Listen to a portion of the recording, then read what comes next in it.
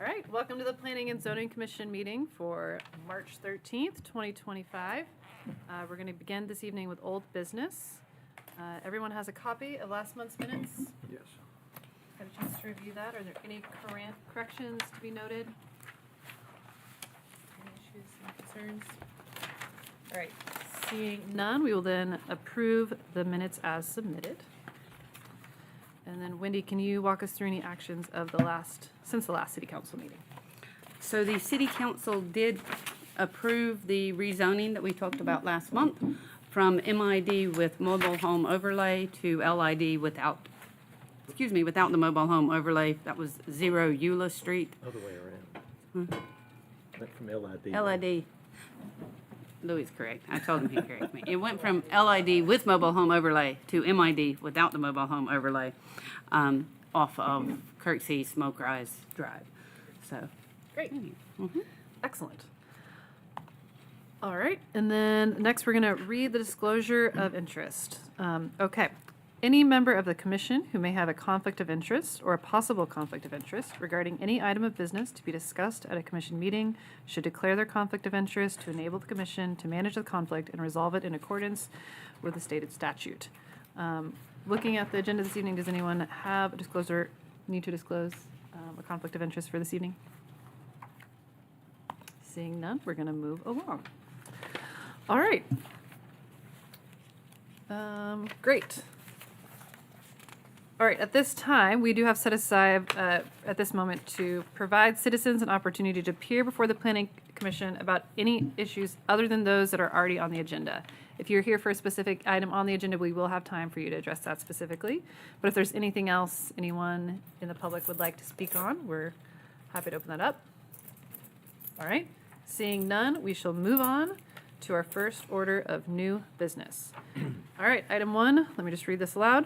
Consideration for an application submitted by Eric and Christy Carswell to rezone the property listed at 810 West Fleming Drive.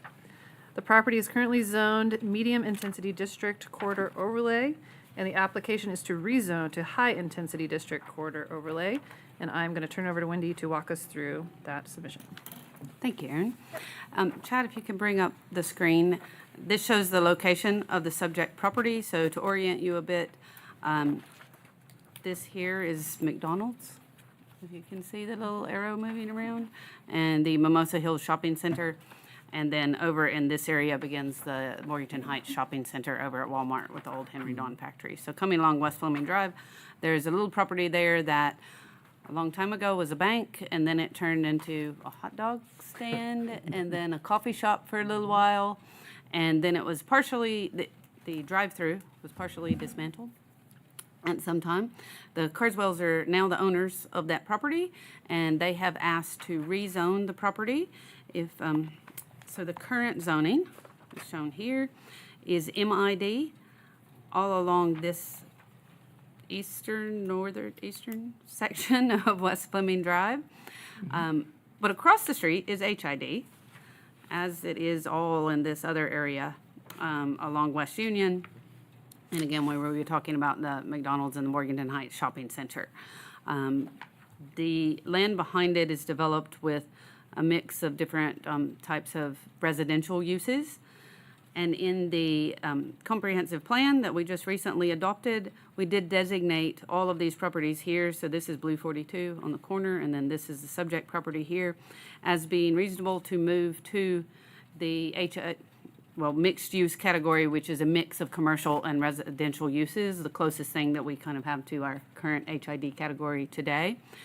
So it was designated for that should a change of use be proposed, and that is what they're doing today, is proposing to change it. You can see the list of different densities and setbacks that would be permitted there, as well as the list of all of the different permitted uses. Essentially, some of the bigger changes that allows in terms of permitted uses is MID talks about neighborhood scale uses, whereas HID is more of those larger types of uses that we could expect on our corridor, such as, it's a small lot, but hotel, motel type use.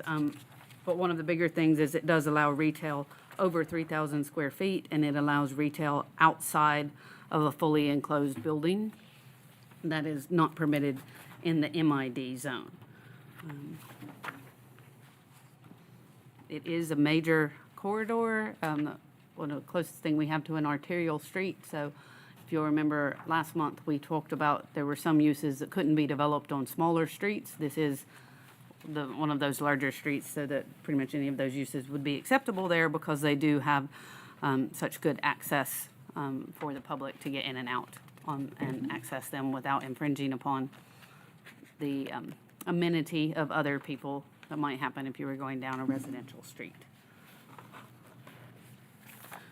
Are there any questions for me about that information before we? No, the one map, at least in the paper copy. Sorry, the which map? property. Oh, the zoning map? I'll bring that one back up. I guess was just a little confused by the coloration. Because isn't the property between this property and West Union already HID? Or is it? No. No. It is not. It is MID at the moment. Okay. That was the comprehensive plan that The showed. comp plan shows that all of that It's could go mixed to that use. if they Okay. wanted to. But right now, for some reason, everything in that section, I mean, I don't know why that happened when it went before, because it seems odd to me as a planner that you had this whole corner, Yeah. and at least the corner where Blue 42 was not HID. The large property there is Creekside, the historic property. The house is up close to West Union Street, so should they ever, I'll go back to this map. So the house is up here closer to West Union Street and faces West Union Street, so there is some land down here that, should they want to change, they may have some options for that in the future. And all the property on the other side of Fleming is already HID? Yes, sir. Yes. Bill?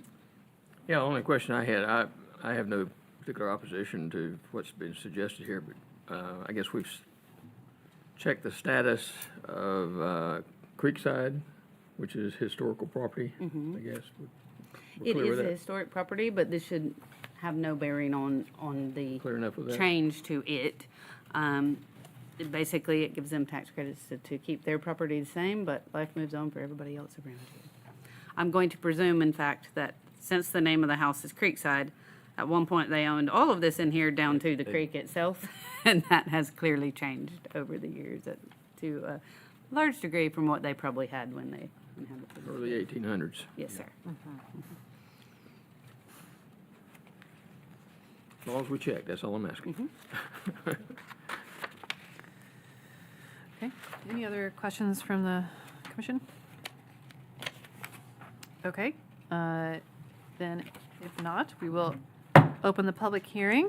If anyone present representing the applicant would like to come to the podium and say your name and address and share with us anything about this submission, I'd love to hear it. I'm Christy Carswell, and we have owned the property, I think I've owned it since '03 or '04, and it has changed a little bit in the years that I've had it. And I do know that it's potentially going to already go into the HID. The property is owned by us, and my husband is a Morganton native, been born here, raised here, never left, and I've been here for almost 30 years. It currently is vacant, and that just doesn't look good there. Plus, we have a little bit of issue going on with the homeless wanting to get behind it that we've been fighting to get cleaned up, so we're working on that as well. And what we'd like to do with this property is opening a retail nursery.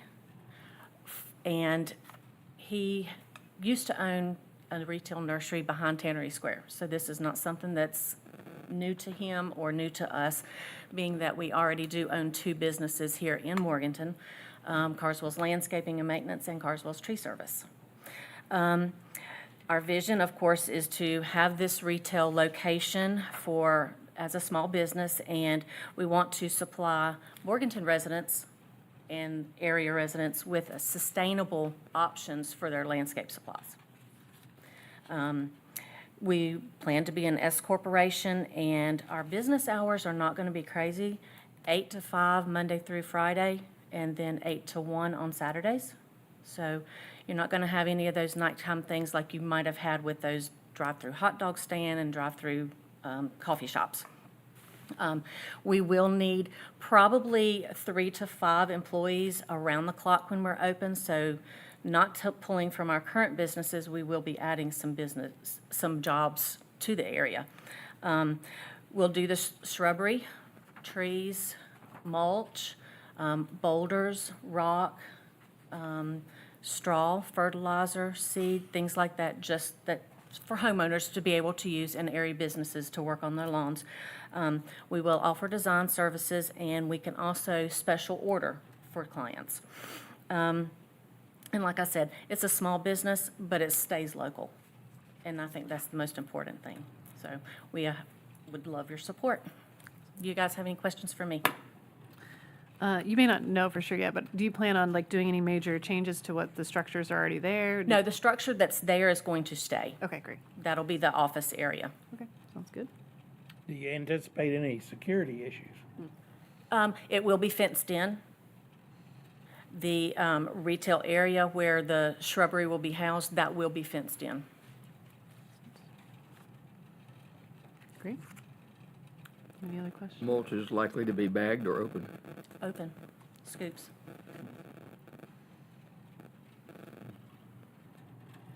Has a little fresh smell sometimes. It's wonderful. Anything else? I think that's it. Thank Okay, you so thank much you. for sharing with us. Any other public comments or questions anyone would like to share? Okay, seeing none, I'm going to close the public hearing portion. All right, so then, do I need to read the motion? Somebody can make a motion. What does it need to and be then- read I'll aloud? read it. Read it? Oh, wonderful. Thank you, Larry. Okay. Well, appropriate to go ahead and make the motion, to get it on the floor.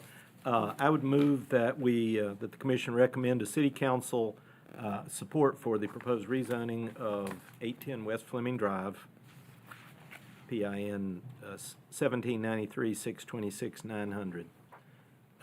As shown on the Imagine 2040 comp plan as suitable for a mix of commercial, office, and retail use, to rezone it from medium-intensity district corridor overlay and water protection overlay to high-intensity district corridor overlay and watershed protection overlay.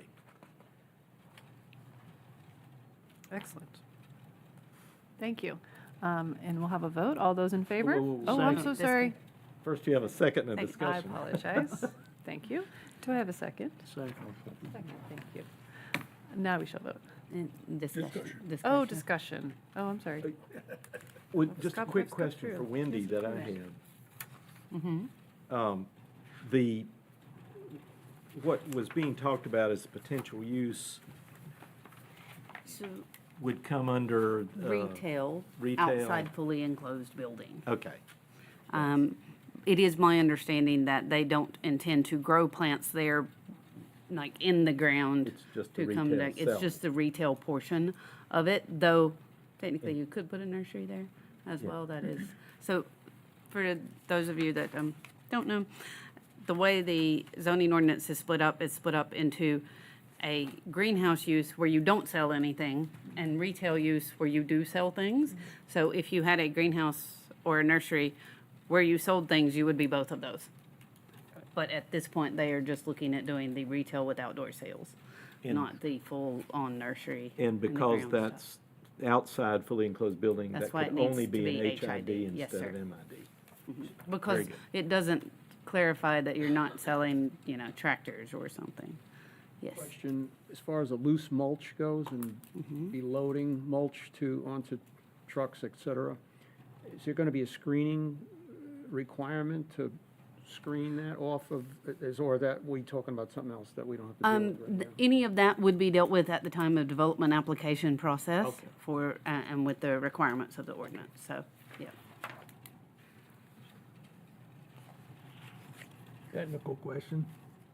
Since all the surrounding zoning is MID, pushing this to HID, does that constitute spot zoning? No, across the street is already. Well, everything across the street is HID, and because the comprehensive plan says that we would intend that whole strip to become that, it would be the expectation over time that change. And once we have an opportunity to redo the zoning ordinance, that would be what we would be recommending or proposing for them. They've just got there a little sooner than we have.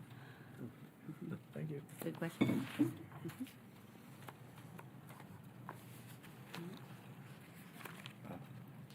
Is that gonna kick in,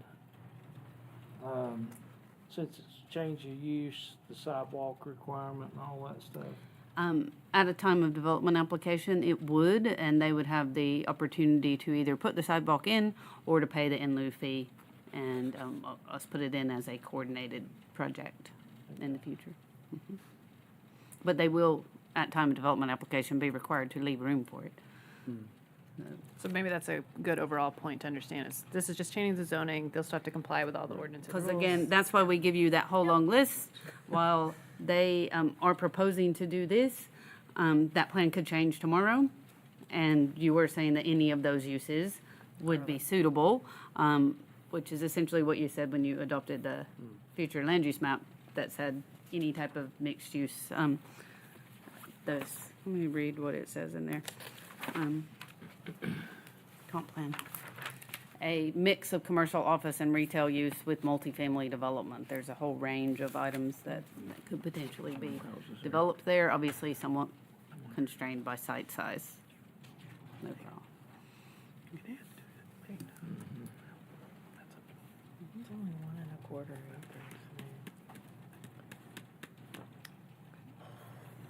Any other further questions or clarifications?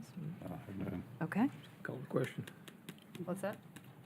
Now we're ready to vote. Okay, thank you for your patience. All right, all those in favor? Aye. Anyone objecting? Seeing none, we will recommend it to the city council. Excellent. When does that go up to the? That'll go this will all go to the city council at the next meeting, April 7th, 6 PM. Excellent. All right, now we will go on to item number 2 for this evening.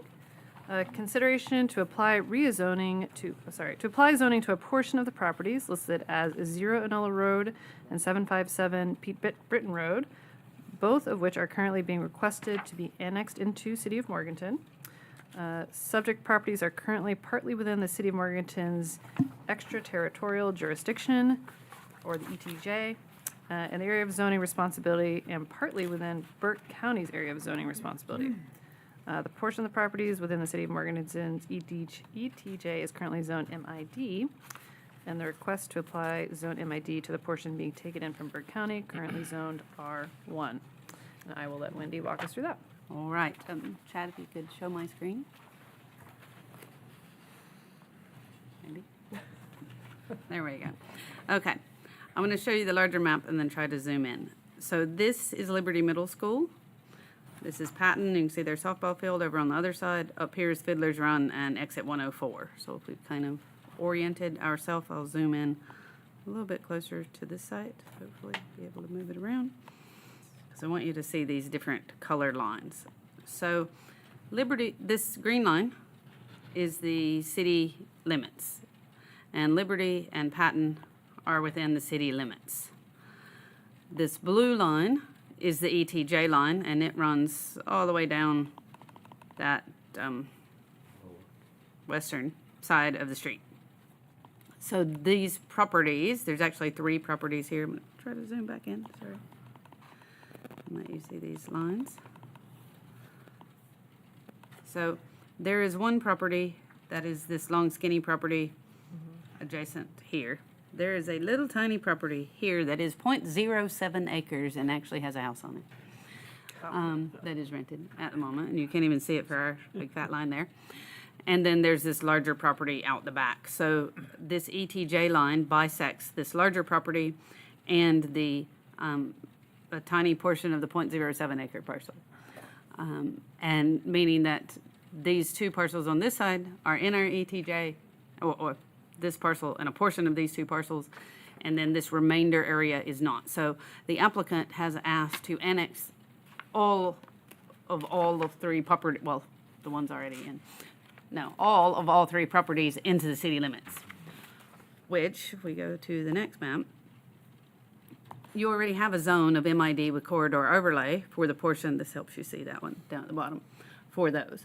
Presumably that zone stays when you come into the city limits, but there is no zone for the other side because it's currently in the county. It's zoned R1, Burke County. So the proposal would be to give it a zone if it is annexed in. So the way this will happen is you guys will make a recommendation. We'll take it to city council, and at the April 7th meeting, there will be a public hearing on annexation of all of these parcels. And then if that annexation is approved, the next item will be applying this zoning to it. If that annexation is not approved, this is a moot point, and we will not even discuss that other item at city council. But we want to give you guys an opportunity to comment on what that zoning should be. The entirety of that side of the road is MID for medium intensity uses, residential and smaller scale commercial fit into the neighborhood. So the proposal would be that it stays MID and the remainder of the properties become MID. It won't compromise the house that's already on there. And basically, when the individual then goes to develop it, they're not taking the development plan half to us and half to Burke County and getting different sets of rules for different pieces of what they might be doing there. It may be subdivided or recombined in a variety of uses in the future, but again, that they wouldn't then be hampered by having multiple different zones of multiple jurisdictions on the property. So they have asked to come completely into the city limits and make that change. Likewise, looking at the future land use map, we've actually said that all of that stuff should be the mixed density residential neighborhood that allows things like your residential uses, again, your smaller scale retail, and schools and so forth in those zones. So would be consistent with that. They are proposing, I will just mention, go back to this other map.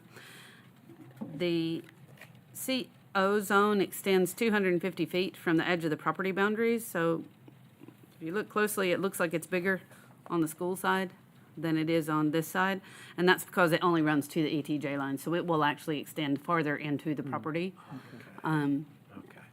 for that full 250 feet when you apply that CU zone to that. And the applicant's aware of that and is fine with that. But I think it's only got about 170 feet maybe at the moment.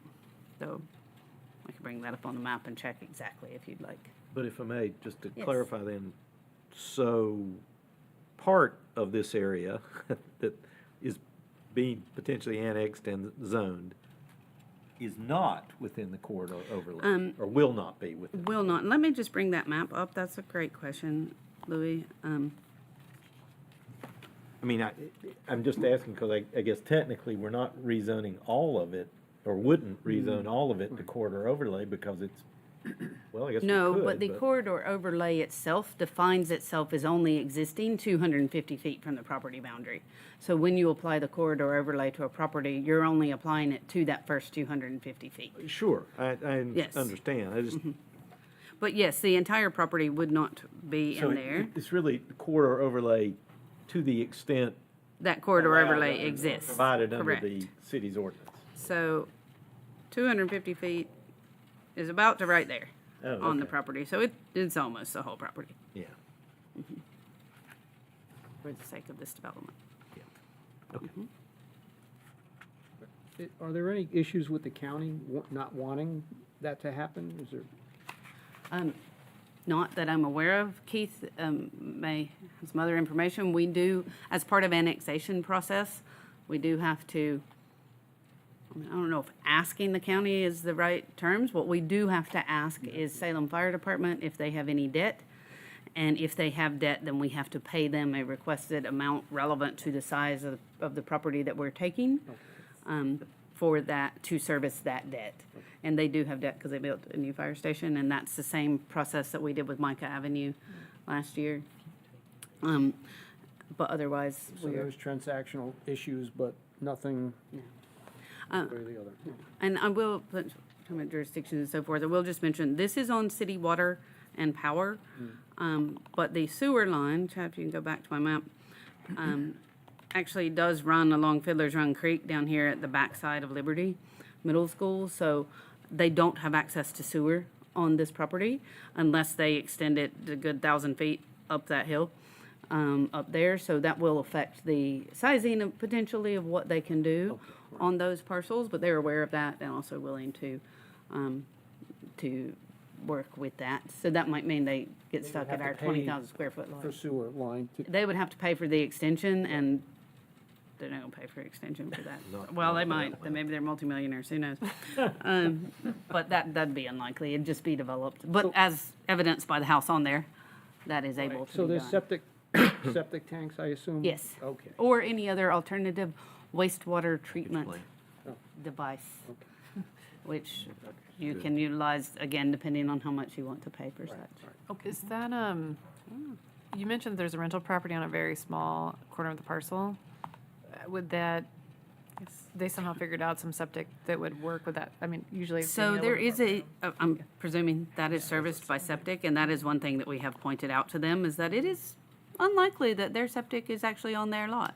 Right. And that they should probably figure out where the leach field is, and that's why I said there, I know there will be probably at least one subdivision recombination, so that they can include that in this other lot with the house, or at least put some sort of easement or something over it so that the septic system is not compromised. Obviously, this is an historic lot that goes back.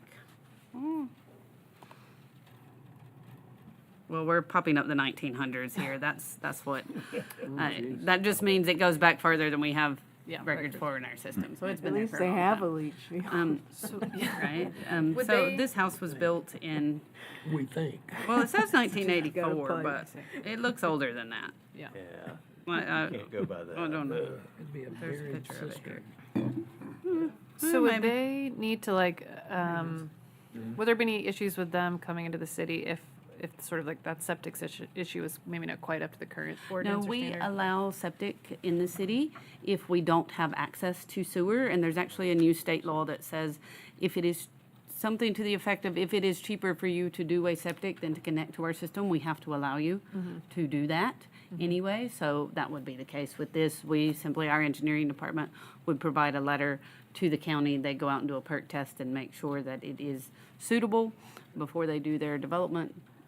And then, So if they were to not do anything, just change, just be annexed, Right. not do anything, they would not need to make any changes to their property. correct, If they, in the future, want to do anything, then that would trigger sort of like this investigation, yes, clarification about. yes, Okay, that's correct. Great question. that makes sense. Okay. Are there any other questions right now? If there's anyone in the audience or public who would like to make a comment or question about this, they're welcome. You would need to open the. Oh, I will need to open for public comment. Is there anyone who would like to make a comment? Negative. Okay. I will close public comment. Great. So then I need a motion for the second item for this evening. Anyone like to propose a motion? Okay, I'll do it. Thank you. The Planning and Zoning Commission recommend to the City Council support for the proposed text amendments Yep. noted in the report above. Oh, go back, you're on page 11. Oh, wait a minute. I Wrong one. Item 3. The Planning and Zoning Commission recommends to the City Council support for application of zoning of medium-intensity district with corridor overlay, watershed protection overlay, and airport, heliport safety overlay to a portion of Zero Enola Road, PN 2702637232 and 757 Pete Britton Road. Should annexation of this area into the city of Morganton be approved as. The proposal is in keeping with both the existing residential zoning of the site as well as the surrounding institutional, retail, and residential uses already developed in this area. The development of the site with MID uses carries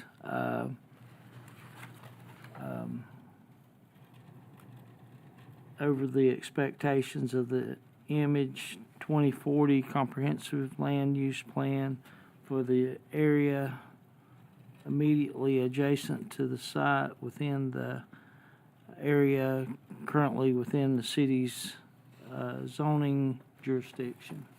Excellent. Do I have a second? I'll second it. Wonderful. All right, and any further discussion or questions from the commission? Real quickly, just to clarify for the record, Sure. all three parcels are owned by Madcap Yes. Adventures, the correct. same LLC. Yes, sir. Good question. Any other clarifications, concerns? I would like to clarify that I apologize, I put the wrong page numbers on these. Quite all right. So, sorry about that. No worries. We're working out a system to We make are. it better, and clearly I did not follow it. We're all getting our systems down. Great. In that case, I would like to proceed to a vote. All those in favor of adopting the motion? Aye. Anyone opposed? All right, seeing none, so passed. It will also go to City Council on April 7th. All right, we have one final item on the agenda for new business this evening, and that is a consideration of several minor editorial text amendments, and I'm going to hand it over to Wendy to walk us through those. Okay. Would you guys like me to walk you through each one briefly? Because they're so short. I'm seeing some head nods. Okay. That'd be helpful? Please. So starting with, so these are mainly edits to clarify items that we have noted. The one is an error, and we'll get to that one. So the first one is the base residential density and dimensional standards. For this little tiny writing that you can't see at the bottom of that table, I've written it bigger here, and it says that the minimum lot size for infill development that's less than 2 acres shall be equal to the average of all lots within 200 feet of the property. So basically what that means is if everybody, our minimum lot size is generally 0.47 acres, but if everybody around you is 0.2, and you want to subdivide down to that, then that has been deemed suitable in the past because it's consistent with the existing neighborhood. We did have a situation, however, where there was one large parcel that was like 10 acres that threw that average off, so now the average was actually larger than our minimum lot size. So we tried to clarify that by putting in, or the minimum lot size in that table, whichever was smaller. So if your average comes out to be 0.2, you're 0.2. If your average comes out to be 0.5, you still get to do the 0.47 that's in the table. Any questions about that one? I might just stop and ask questions about that. That was just something, an anomaly that we had come up, and by the strict letter of it, should that one be even bigger than what we require, it didn't make sense. The next one, Well, before you Oh, move yes, forward, sir. just an editorial comment as far as ease of reading. Where you go to 2 acres shall be equal to the average, and I'd just suggest putting acreage okay. after that word. Or size, yeah. That's a good point. The average, that's why I put it up on this, so I can make the edits here. Average Equal size? to the average, Whichever floats your boat. average, I'm gonna use the words in the table itself. I can find it, the average minimum lot size, Yeah, the that's a good. average, Yeah, you use minimum lot lot size size. 2 other places in that sentence, so that's probably. yeah, shall be the equal term to the use. average lot size of all lots within that, or the minimum lot size above. Okay, Gotcha. thanks. Thank you. Okay, the next one, this is actually an error from changes that we made a couple of years ago. We mixed up our tables, and we accidentally eliminated you being able to do anything over 35 feet in zone HID. It should have been 65 feet, and we mix it up with the table above it, which in the ordinance is the one you have to earn points for, but you can't earn points for non-residential development because you have to do those things anyway. So you have to do those pieces, and that's why you have the right to go to 65 feet. So that's just correcting an error on my part from a year or two ago. So this actually reverts back to what this was in, I think it was April of 2023. The next one, I know this is confusing. I'm going to show you a picture, and if anybody has any better clarifying words, I'd be happy to hear them. So general standards for all landscaping basically says that if you've got a required landscaping area, you can put a wall or a fence or a mailbox or something in it. including a sidewalk. But the intent is that the sidewalk can cross that area, not be fully within that area. Because, so for example, in our corridor overlay, we require 10 feet of landscaping and 5 feet of sidewalk. Well, you don't want 5 feet of that landscaping area to be the sidewalk.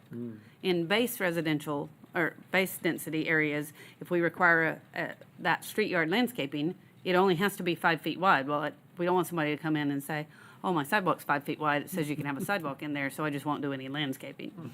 The intent was that the sidewalk could cross it, so I'm gonna show you this picture. So, this sidewalk adjacent to the street, that's not part of your landscaped area. But this perpendicular sidewalk that's required for ADA access to the building, that's what we intended to be in that area. We've had some pushback from some developers that don't want to spend any money. So we wanted to clarify that the perpendicular sidewalk through that area is fine to provide access, but you can't just have your whole sidewalk take up your required landscaping area. So the wording was, the sidewalk's permitted to cross that landscaping area at a perpendicular angle. The sidewalk shall not be permitted to be laid parallel within, maybe I'll say, or instead of the required landscaping area. Shouldn't that be parallel to the street or property line or something? Doesn't say parallel to what?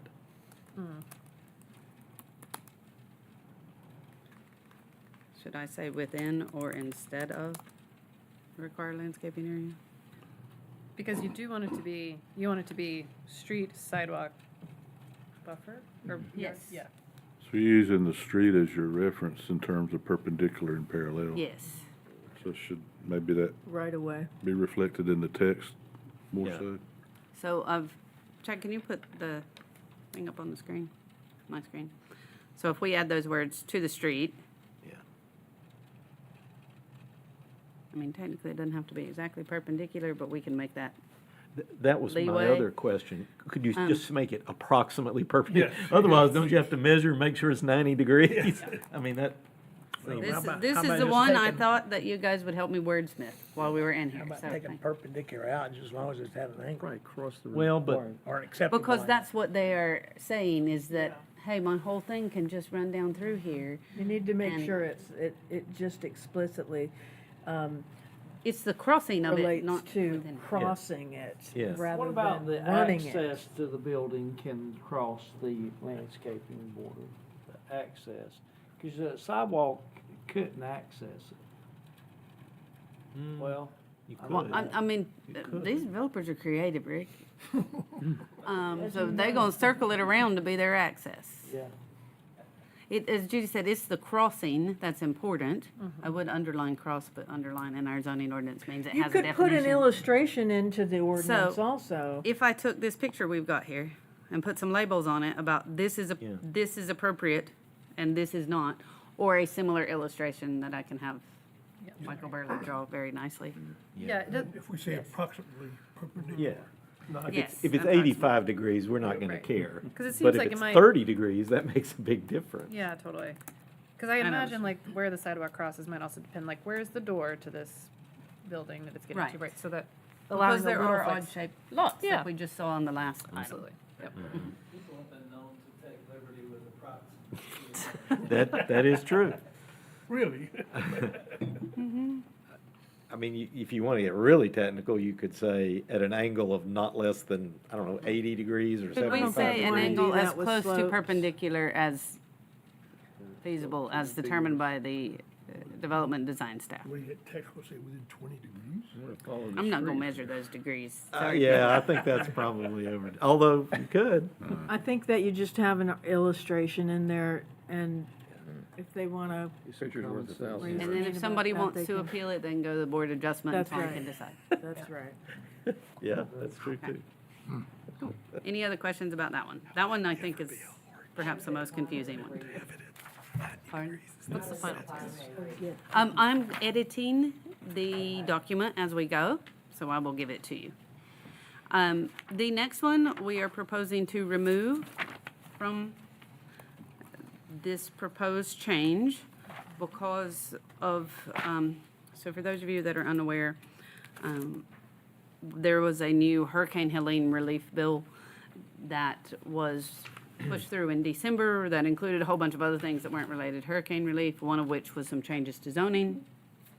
And it talked about not being able to make changes in non-residential zones that would make anything non-conforming that exists. Problem is, they didn't define non-residential zones. The general understanding has been that a non-residential zone is a zone where you can't have residential. So for us, that would only be our exclusive industrial zone, because every one of the others you could. This edit was for the CBD, but out of an abundance of caution for somebody to say, well, non-residential zone means a zone where you can have things that aren't residential, which would be every one of our zones, because even in our primarily residential zone, we still allow things like churches and schools and that sort of stuff. Rather than to be the ones that end up fighting this one in court, we'll just remove this provision and move on, if that's okay with you guys. So that's 4.49. Yes, ma'am. Okay, none of that's happening today. Understood. There's some potential there's consideration of going. Of changing that. There's about 50 bills that have been introduced in the House and Senate to date in this new session that would repeal either all or part of that session, so that's what we're waiting on. And we are supporting the repeal of those. But the rest of this does not trigger that? No, because all it does is say if you make something non-conforming, and every other one of our changes increases the provisions for people. So you're able to give them more, I see. but you're not able to take stuff away, essentially. So going from 35 to 65 feet is giving them more. Yep. If it was reverse, I see. there would potentially be an issue, so. Yeah. Okay. Great question. The next one is parking of commercial and recreational vehicles. We have a current provision that says in case of extreme emergency and not for convenience purposes, recreational vehicles may be utilized for temporary living quarters for a period of no longer than 60 days. What we have found with the recent storm event is that 60 days is not enough. Yeah.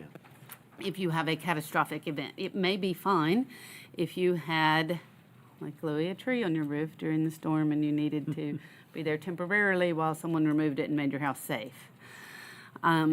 But if you are going through a FEMA process, those people are looking at possibly December before they have some outcomes of that, which would be a good, or long past the storm. And then if you have a catastrophic fire on your house, it may well take you longer than 2 months to fix that. So the county did not have this provision at all, Burke County, and have recently added this provision in, and their period was 18 months. There is nothing in here that says we could not renew that for another time period if it was necessary. But there may be some discussion that you'd like to have on whether or not this should be further clarified, that once you get a CO on your house, you've got 2 weeks to move this trailer off, and you can't then rent the trailer to somebody while your house is okay to live in? Or that you have to be actually making measurable progress on your house and have a plan, not just let it sit there empty and not have any intention of fixing it and just kind of gaming the system, if you will, because there is a situation we are concerned about at the moment. Does the county's ordinance have any such restrictions? I don't think so, and in general, they don't. We were proposing to do that by conditions on the development permit we would issue. But that is something that was discussed between the time we put this out and here. So if there is anything that feels strongly about editing that. I think you need to put some qualifications Well, on it, definitely. The one I would think of is there's nothing, as worded here, is there anything that says that the user of the temporary quarters has to be the owner or occupant, tenant, whatever, of the Previous property? occupant. I mean, otherwise, couldn't you just That's have another a one too. tenant That rent was it my out to somebody? concern, was that what if you, storm damage, we've had some people that were flooded out Yeah. and the real situation. This week, they've moved a camper in. Well, that's been 6 months. Is that the same people that live there, or is that just new people you're putting in a camper? So I think that that is a very valid question, and that the intent is clearly for it to be replacement housing for the people that Temporary. were damaged, not for another set of people. So I think that that, Although I guess that's a kind of a political decision for the council. I mean, I guess the question is, if it was a rental property, do you have the right to rent an RV out to somebody? You could not do that That's not the elsewhere, and I point of don't think having the that's the RV. point of the provision. The provision is to provide emergency housing for those people, so I think that's a very valid concern. It's not legal to really have them be residential units anyways. That's not what they're built to. They're not built to a residential building code. They're built to a recreational vehicle code. It is for an emergency use only. It is not any kind of, well, just temporary because we haven't built our house yet. You know, you will never get rid of these people if you let them in. You have got to really, speaking from experience, you have got to really be specific about why you're allowing it in the first place and what the conditions of that use is, including time limits. Nobody wants to inconvenience people who are going through hell already. But we don't want Cousin Eddie either. Yeah. Yeah. So is there do they have to apply to like get their vehicle, like what triggers their allowance of this to begin It would with? be a development permit that we Okay. give them. So So they'd if have we to come. find that they're, currently, if someone reports an RV on a property to us that appears somebody's living in, code enforcement goes and checks it out. And if they are just randomers from California, plugging into the neighbors, as we have had, they are asked to move along, that this is not allowed.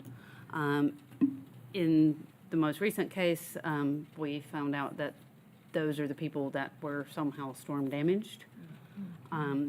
For the people along Creekside Drive, they called us and said that we have that. Technically, this does not cover FEMA trailers, but the provisions of the ordinance do allow me as director to choose the use closest to the use noted in there, and we have deemed those as being this for cases of extreme emergency. And I hope that we do not have enough emergencies in our city that we should need to make a particular provision for FEMA trailers. I would not recommend that. So we're gonna continue to process that, but they come to us or they are noted to us by complaints. So you don't have to define extreme emergency, that's that's an ambiguous term that the city is going to rule on? It is, Lawyer. prior to the storm, I would have said the case of extreme emergency would have been fire, Okay. Yeah. because most houses are not supposed to be built in a flood zone. So I am hesitant to try to define every emergency that we had. Do we need to put tornado? Do we need to put tree falling on your house, bad wind? You couldn't say as defined by a state of emergency by the city? I mean, is that Well, way we don't too? issue states of emergency. You don't, okay. Well, they And you wouldn't do can't- that for It one would have to person's be a house localized either. situation. Yeah, what if it's just a fire out that destroyed that house? Right. Yeah, and then we wouldn't have that. So we did have one over off of St. Mary's, Bost Road, Yeah. Andy Hearn's house, that, had he wanted to live in a trailer there, it's just a singular house. What about to apply for a permit? Or is that, to apply to have, in other words, my house They burned would down? need to prove to us what the extreme emergency is, but I Okay. think we could look at it and go, So- hey, so this is extreme Okay, emergency. you guys are comfortable with that, okay. I mean, that's up to you guys. I think we're probably capable of making that decision, but if you, Common sense prevails. We don't want to enumerate it. But it's I good to am link it to more a- nervous about enumerating it and leaving something out than Right. I No, am no, I about understand. Yeah, defining I it, but I think it is a great question. I'm gonna just put some language in here for you guys to review about the things we've been discussing, and then we can wordsmith it. I've raised the issue about a mobile medical unit. You've got an elderly parent that cannot be institutionalized, but has to have extra care. Those type of units are available and could be located on a person's property so that they could be watched. And I think that's one of those unusual extreme emergencies that is different to this. Now, it does still say 18 months. I don't think that we should necessarily allow those permanently. If they were permanent, then they would go under that accessory dwelling unit category of that. And we have different rules already. And we already have established rules for accessory dwelling units for those. But a lot of times, these medical needs or pop-up deals to where I'd classify some of those being an emergency. Right, that's what I'm saying. I think that that's a perfect example of what we were talking about with Lou, that if we enumerate every situation, maybe a medical emergency is a valid emergency as well, that we wouldn't, do we need to list in here? But this only deals with what I'd call wheeled vehicles, right? I mean, if it was a prefab unit, it's not covered under this ordinance. It's not, and that's where I was saying that that would be the next closest use. So let me bring up for you guys here the definition of recreational vehicles, so you do know what we are talking about. There was a question about, I guess, defining what is what you can have. And I was looking, the county has done that in their ordinance, and I'm not sure what the final wording was, but they include a temporary dwelling can take the form of an RV, camper, FEMA-provided unit, primitive sleeping accommodations like a tent, insulated shed, etc., which are not electrified. So they allow all of that. I don't You know could if actually you guys have a want to tent. go that far to allow people sleeping in tents on our Yeah. property. That's probably, again, the difference of sewer. Right, being in. Not I mean, no, I being was in the just trying to camping out answer. there, but I yes, think that's you a had the great question. I'll show they you define two limits. items in the zoning ordinance that might help you. So the definition of recreational vehicle is a vehicle type accommodation other than a manufactured home, so not what you typically think of as a single wide trailer, designed as temporary accommodations for travel, vacation, or recreational purposes, which is propelled by its own motive power, though that word might be wrong, motive power, or is mounted on or drawn by another vehicle. So a camper's okay. Yeah, camper would A be camper without being a drivable vehicle right. is okay. Yes, okay. Yeah. The other provision, I'll leave that up, is under, bear with me as I find this. I believe it is in here.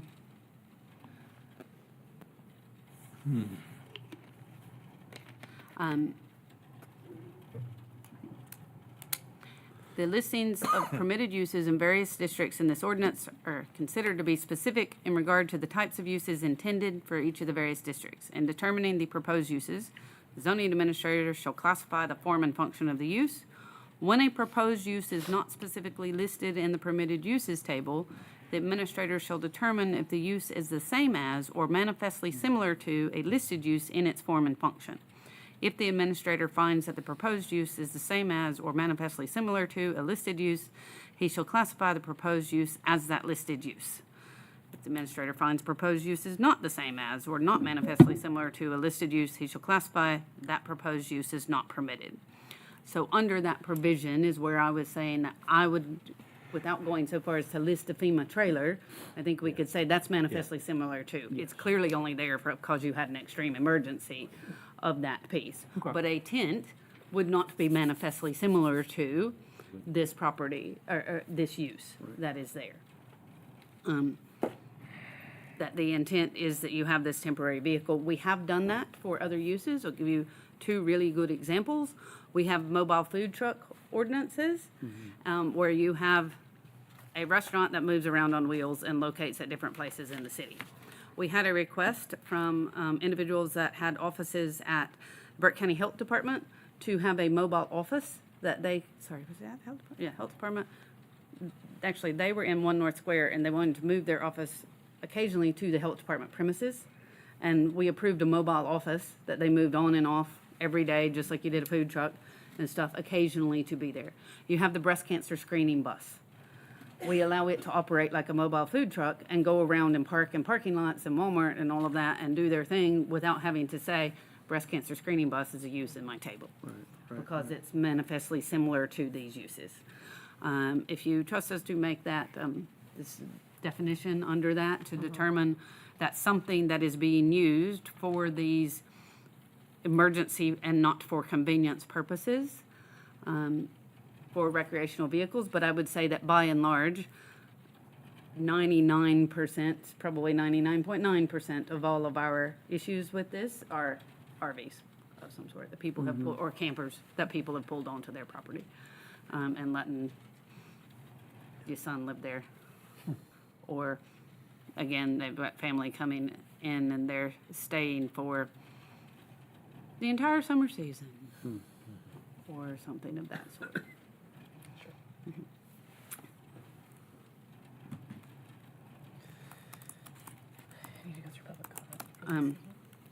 Let me show you a couple of things I'm adding to this.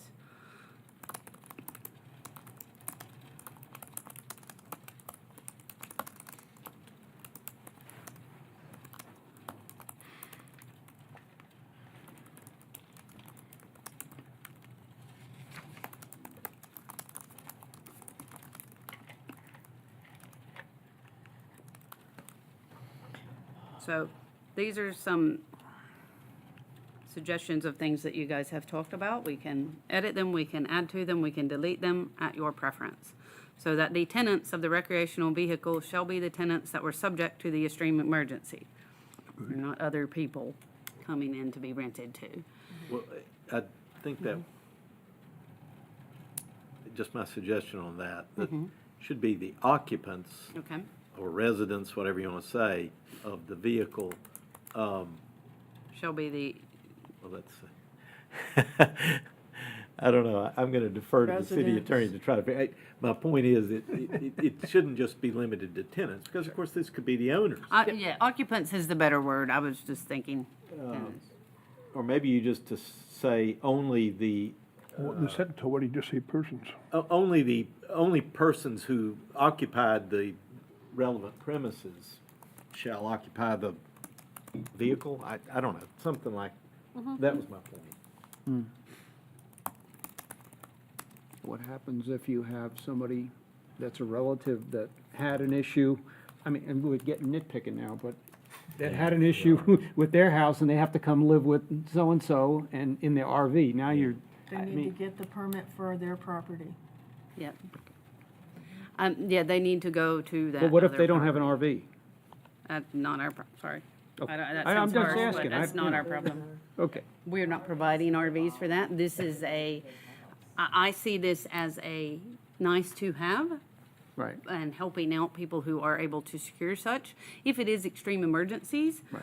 I do think there are enough community organizations and things that could assist people with that. But what we're trying to say is if you already own this and it's sitting somewhere else, Right. you can come. Because what we have found is the owners on Creekside, they're in there every day fixing their house. sure. So they want to be located close by. They're not having to rent another property to put this on top of all of those pieces. Whereas unfortunately, it may be that they, maybe two of you have, look, I'm not gonna go out and get a certificate and see, every I know you're night not, yeah. of who's staying there and wake you up at 3 in the morning and see who's sleeping over. But if every time we drive over there during the day, there's 6 different cars parked there, or the people that lived in that neighborhood beforehand said, hey, I've never seen these people here before. These are not the tenants that were there. In the recent instance that we've had, the complainant said, hey, yeah, I recognize these people. They were living in that house. But there are some issues with, once they figured out, hey, this is what's happening with those issues. So, yeah. Keith? In case of extreme emergency, which affects the habitability of the primary residence. I mean, it says it's used for temporary living quarters. So that's up to you guys. Yeah, I that's a guess the only good, thing I'll note for A was that we said this might extend to things beyond a damaged dwelling, that it could be like a, to your point, a medical emergency where the dwelling is fine, so it's just a temporary addition. Is that too narrow then for that A point? yeah, I think you just deal with that by saying that the persons who occupied the, You're saying you couldn't move mother-in-law over to that. yeah. So then you're just talking about either the owner of the property or somebody who's a lawful tenant of the property. Yeah. But Yes, it that needs to, again, be the same tenant. The point is that they're not just renting out an RV to somebody. I think that most of these situations that we're talking about can be dealt with as special situations. In that instance that we talked about, the medical tenant, like, I'm presuming the question is, Mom didn't live with me. Now she needs to live with me, but she needs this special feature. I think we consider Mom has moved in with you, so she now is an occupant Occupant of the dwelling. of that dwelling, but needs special care that needs to be in that. Remember, these rules aren't written for the 0.1%. They're written for the majority of it, and sometimes we do have to make interpretations, but we do have an appeal process if someone feels that we did not make an appropriate administrative decision. Obviously, we'd have multiple discussions with them about how to rectify that before we went to an appeal process, which does require pre-application consultation, mediation anyway. Something that had been suggested by our building inspection department, and that is occurring on Creekside, is that the recreational vehicle is connected to electricity and potable water. They're at the houses that were damaged, so you're able to fix that. So again, you're not just pulling a camper somewhere else. You've got to connect it in so that these people in the camper have reasonable services. You're not making them bring jugs of water in. And again, if they got to wait a week for Bob the electrician to get out there and fix the electricity so that they can connect it to that because they've had a fire, that is something we can manage internally by putting a condition on a development permit that within 2 weeks it needs to be connected to electrical power. Sewer is obviously harder. But we could put a provision that the recreational vehicle shall be connected to power and potable water and must have a system for collection of Human waste. waste, Yeah. because I don't want somebody using a bucket in their trailer. Well, that's what I was, I was thinking if someone had a camper without a restroom, they would probably try to put a porta-john or something there on the side as well. Just don't be Cousin Eddie. Do what? Don't be Cousin Eddie. It could be, you know. I mean, that would not be uncommon though, like if you had a long-term construction project, have a porta-john or something on the property. Well, I guess that's the question. Yeah. Do you want a porta-john? So you're in a nice neighborhood. Somebody, and your neighbors are not nice neighbors. Let's keep it this way. You're in a nice neighborhood. Your neighbors are not the nice neighbors that don't upkeep their house. Are they the ones you want to have a porta-john outside, or do you want them to have an internal system for collection of waste? Yeah, but that's not an emergency situation. You're moving outside of the emergency. No, I'm saying that in that RV, you need to have some sort of toilet inside your RV, not to put a porta-john outside. But you're also Or allowing a camper.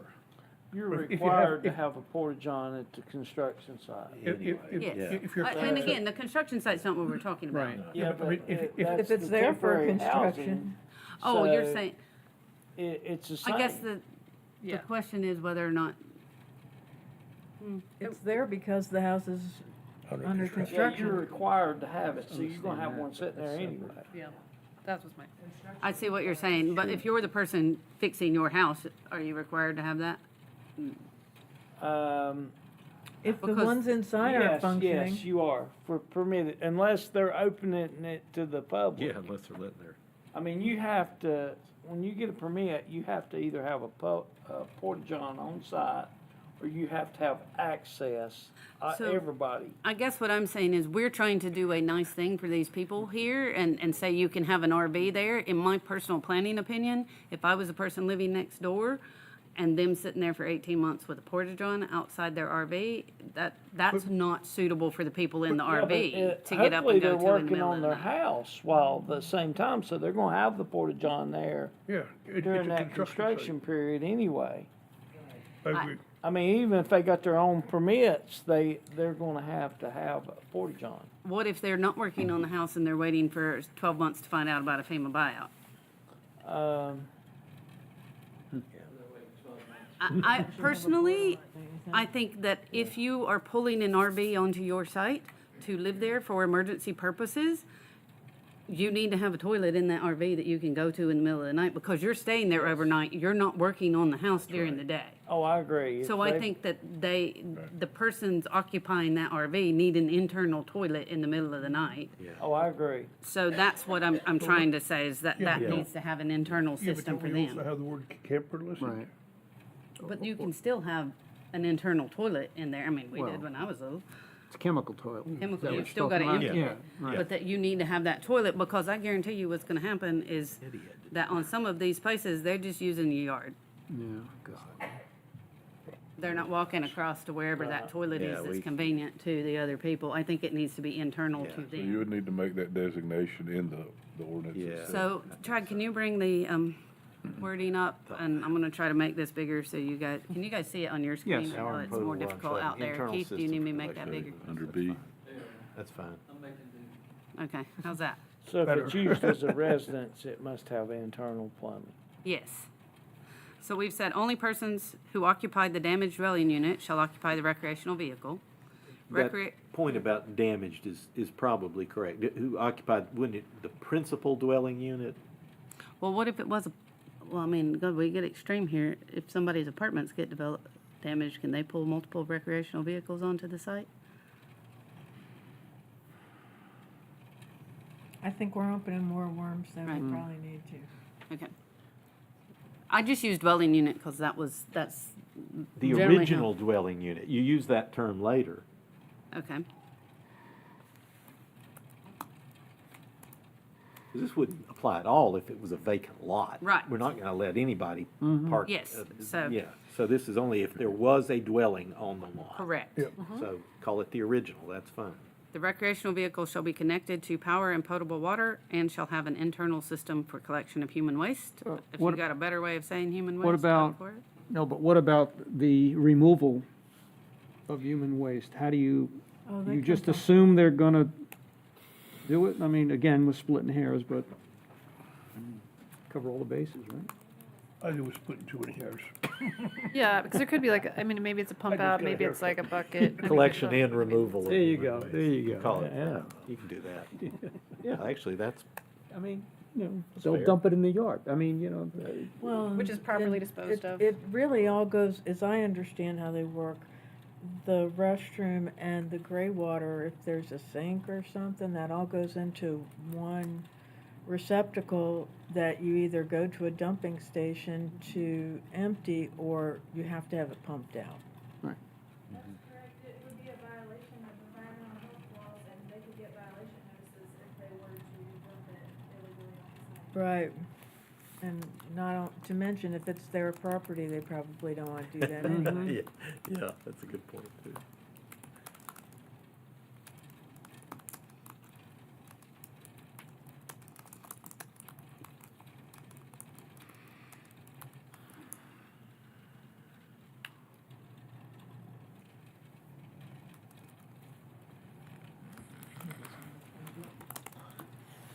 Okay, you guys are bringing up items.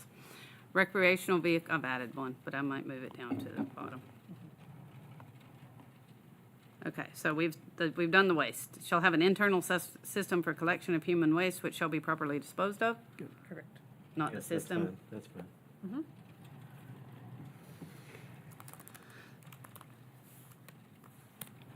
Because otherwise it's the system that shall be properly disposed of. The recreational vehicle shall remain in good repair and at all times be capable of being removed from the site under motor vehicle power. Basically, what we're saying is if it's sitting there for 18 months and you've got it up on blocks and all that, you do need to be able to take it to empty this. Right. And you need to be able to move it off the site. You can't let it sit there and fall apart, just like any other house, because I don't have minimum housing rules for an RV. And good repair is used elsewhere in the ordinance that gives us the ability to determine such. Measurable progress must be made towards fixing, happy to wordsmith that, the original dwelling to an inhabitable state, repairing. Returning. The original dwelling to an inhabitable state. To an inhabitable state, thank you, Keith. Well, that's one of This those is- words that could mean. Let me do it. How about returning the original dwelling to Well, because the next one is, I was gonna say, to be able to achieve a certificate of occupancy. Qualifying state, how about that? A what? Qualifying. Can we put Qualified something in as a- there that, like, the planning director can make a case-by-case Yes, let's add that call at the or end. something like that? There's a situation that, at my continuing ed class, there was like 3 builders, they were part of this group, they had been building sheds for these people that are left without a home. Well, they had pictures of Swananoa, and these people were wiped out, and they had dropped sheds off. They had done a bunch in Yancey County, but Buncombe County zoning officers have told them they gotta pick these things up. And before, the people were living in sheds, so they should be somebody, I mean, living in tents. There should be somebody that makes that temporary call, if that would happen here. Okay, I'm just looking for some similar language that we have elsewhere. Yeah. Extreme emergencies.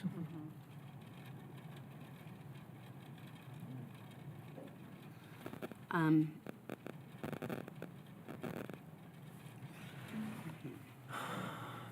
And just one quick thing, the last part is, has to be removed within 2 weeks. But what if they own it? And it's been parked in their driveway the whole time for 3 years, and now all of a sudden they need to use it to live in for a while. Maybe it's more like will no longer be occupied. Yeah, it Okay. shall not be Yeah. occupied as a Chad, residence. bring that back up. So once the original dwelling receives a certificate of occupancy, the recreational vehicle shall be removed from service as emergency accommodation within 2 weeks. Yeah, that is, Makes sense. I think that's reasonable. I Don't just have to edited remove it it. as Judy was saying. Yeah, well done, that's That- fast. That's not what I have Takes before. care of. The directors shall be able to make determinations about the suitability. of- Reasonable I'm looking at my Oh. attorney here.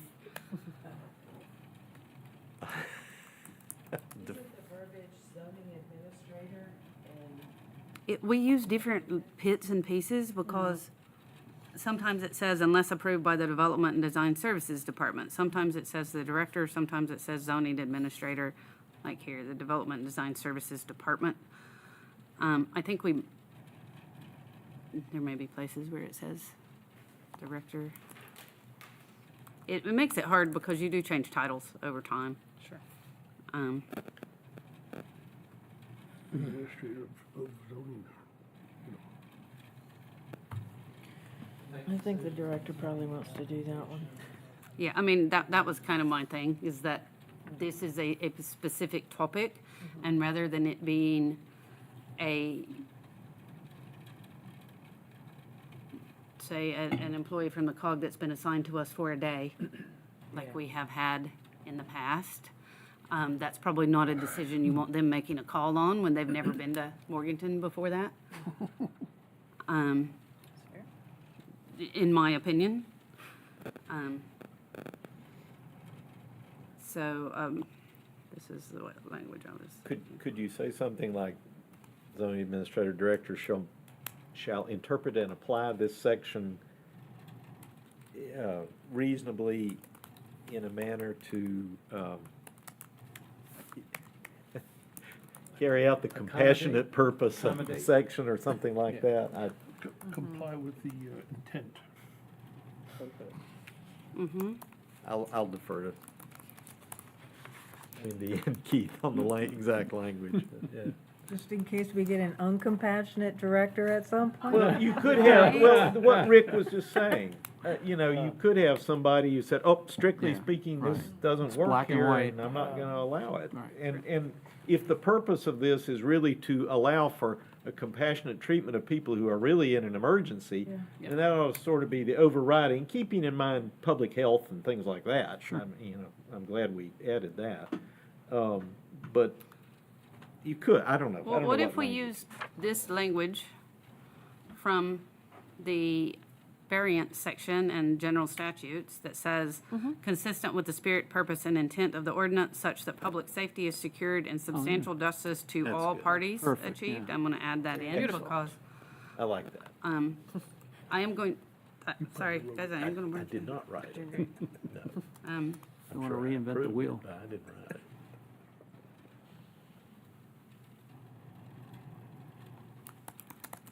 You could just say, in interpreting and applying this ordinance, the director shall.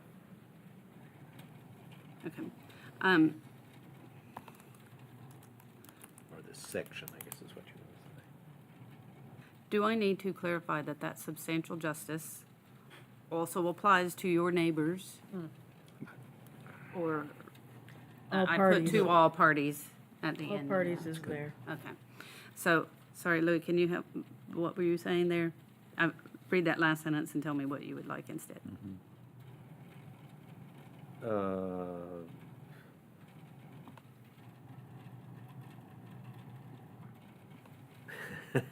Not sure what I don't know if you need that last clause. This bit? Oh, well, I think that's what they were saying, is that gives the director the right to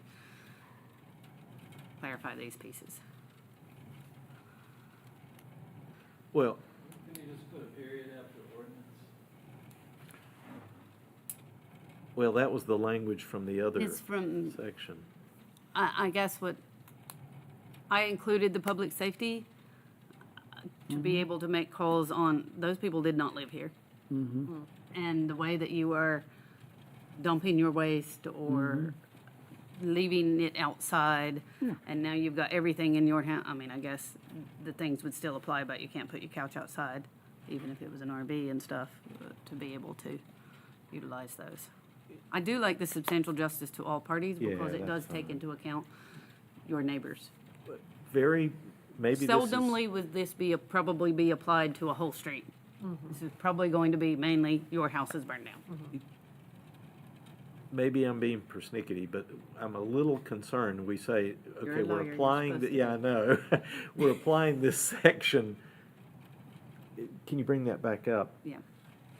We're applying this section, the parking recreational vehicles, consistent with the spirit, purpose, and intent of the ordinance. The ordinance is the zoning ordinance.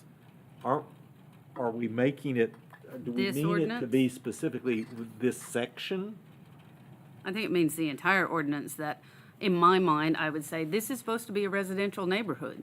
Okay. And there are things that we're expecting in a residential neighborhood, and this is not one of those things we're expecting in a residential neighborhood. I withdraw my question. I think Okay. you're absolutely right. Okay. But I did change it to this ordinance from the ordinance. Yeah. Okay, any other comments about this one? Save this before I lose it. Yes, well done.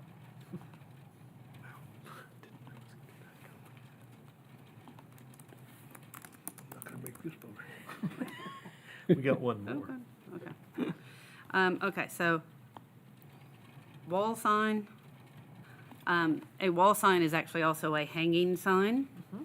And we did recently do an audit for different purposes, and most of our signs downtown do not meet the 8-foot clearance. And every other clearance that is required by DOT or ADA or anything is 7 feet. And we mainly wanted to change it to 7 feet so that we only had to remember one number. Instead of this one thing is different, and then it doesn't make all the ones downtown non-conforming. Yeah. And I don't have a zealous person that makes complaints, and then I have to make Merrill Mischief raise their sign a foot, if that's okay. Yeah, so it's just about the signage, not like the canopy. It's just about if you have a sign hanging beneath your canopy, that's still good for most, even the tallest person to walk under it without hitting it. And again, if you had other ADA, like your ADA sign's supposed to be at 7 feet, the bottom of it is 7 feet, so somebody can walk underneath it.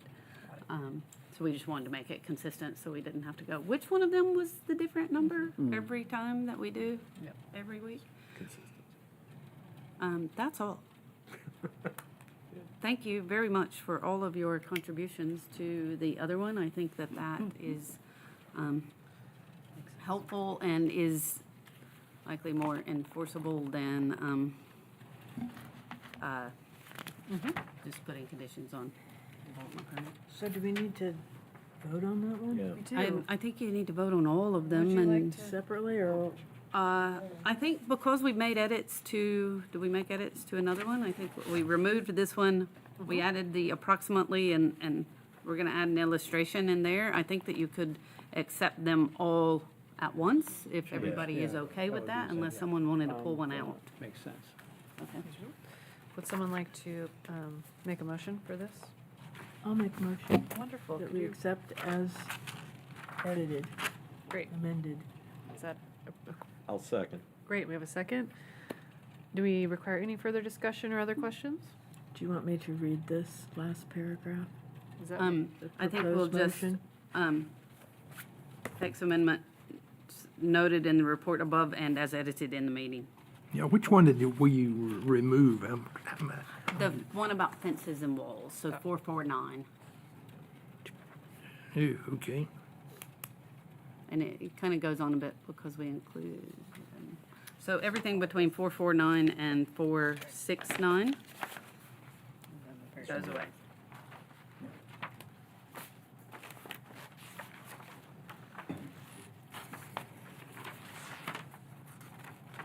This whole page is amended.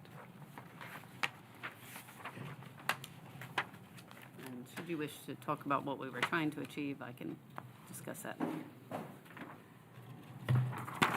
Any other further questions or concerns? Okay. Seeing none, we shall vote. All in favor? Any opposed? Seeing none, the motion passes. Excellent. That concludes our new business, 3 items for today. Are there any other items of discussion we need to cover? Seeing none, I will just share that our next planning and zoning meeting is on Thursday, April 10th, 5:15 here in the City Hall Council Chambers. Next City Council is right before that, April 7th at 6 p.m. in this chambers. And it does look like we will have an item for that April P and Z meeting. Excellent. Okay, if that's it, then we will adjourn. Thank you all.